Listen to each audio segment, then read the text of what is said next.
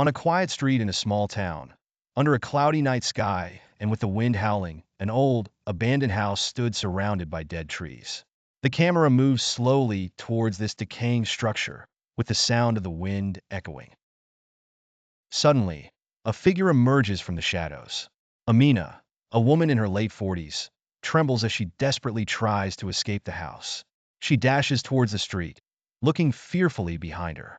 But just as quickly, she is violently dragged back inside, and the door slams shut with a loud bang. The next morning, we meet Sarah, a 28-year-old ambitious journalist, watching the local news. The broadcast reports Amina's disappearance, making her the third person to go missing near the haunted house that month. Intrigued, Sarah mutters to herself, "The House of the Starving. This could be the big story I've been looking for." Determined to uncover the mystery, she contacts her friends, Malik, a 30-year-old archaeologist, Ahmed, a 27-year-old psychology student, and Reem, a 25-year-old researcher in folklore. The four gather in front of the abandoned house on a cloudy afternoon. The surroundings are bleak, with the trees appearing to slowly die and an unnatural howling wind. Ahmed jokes, "Are we sure about this? I don't want to end up as dinner for any ghosts." Reem, with a serious tone, replies, "Local legends say this house is haunted by starving spirits. They say no one who enters ever comes out." Malik, calm and confident, adds, "But there's no solid evidence.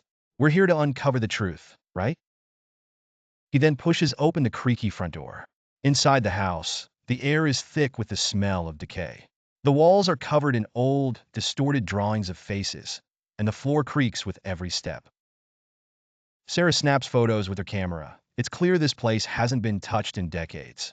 Reem examines a painting. "Look at these drawings. They show people, but they're missing. Is this some kind of message?" Ahmed, feeling uneasy, adds, "I don't like this. Something doesn't feel right here."